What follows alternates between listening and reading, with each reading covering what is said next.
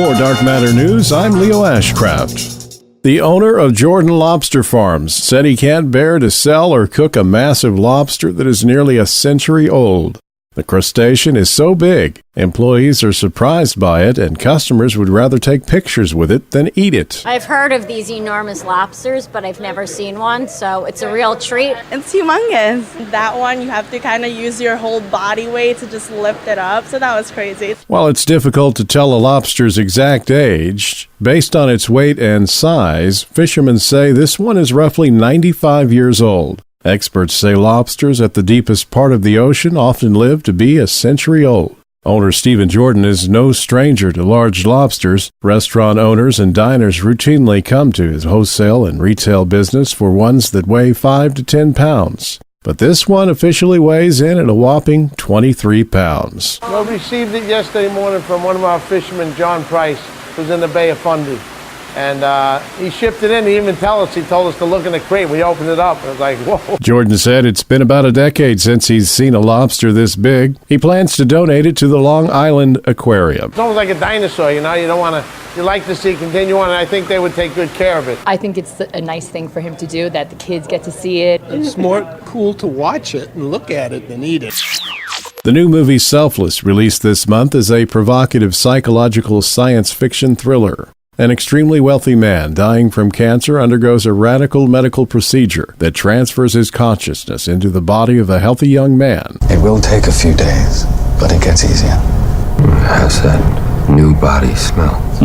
Death has some side effects. Consciousness has been defined as individual awareness of your unique thoughts, memories, feelings, sensations, and environment. Your own unique consciousness lives in a series of brain cells or neurons, which, when fired in certain patterns, cause you to recall memories and emotions, even smells and sounds. A study conducted at UCLA by lead researcher Martin Monti used MRI scans to study how the flow of information in the brains of 12 healthy volunteers changed as they lost consciousness under anesthesia with propofol.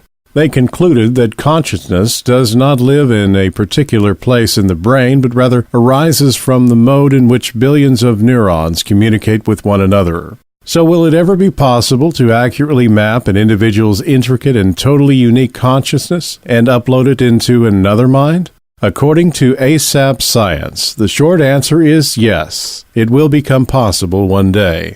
Scientists continue to research this field and have begun to locate the true storage location of consciousness within our brains. This is Dark Matter News. In the early hours after the tsunami, it was ham radio that was on the air, saving lives. When Florida was ripped by hurricanes, the hams were there. In the critical moments after the attack of 9/11, it was the hams who coordinated emergency messages. When disasters strike, the hams are ready. Ham radio works when other communications don't. To learn how you can become a ham radio operator, call the ARRL, the National Association for Amateur Radio, at 1-800-326-3942.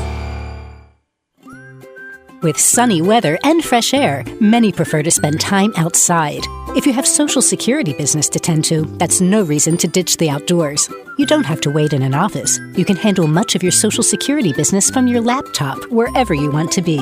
You can even apply online for benefits as you sit on the beach. As long as you have an internet connection, you can do business with Social Security. Enjoy the great outdoors. We'll bring the office to you. Visit www.socialsecurity.gov.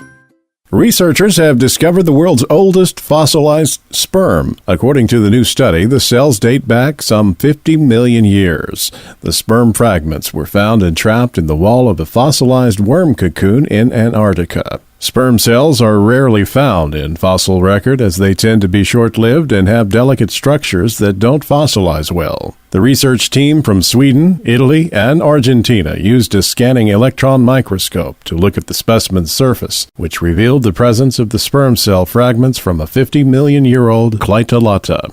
Researchers suggest that the sperm fragments are similar to that of a group of leech-like worms found on the shells of modern crayfish in the northern hemisphere, where they feed on dead organic matter. Further studies on the cocoon could reveal a great deal of information, which has been overlooked by paleontologists who tend to focus on relatively hard structures, like bones and shells. For Dark Matter News, I'm Leo Ashcraft.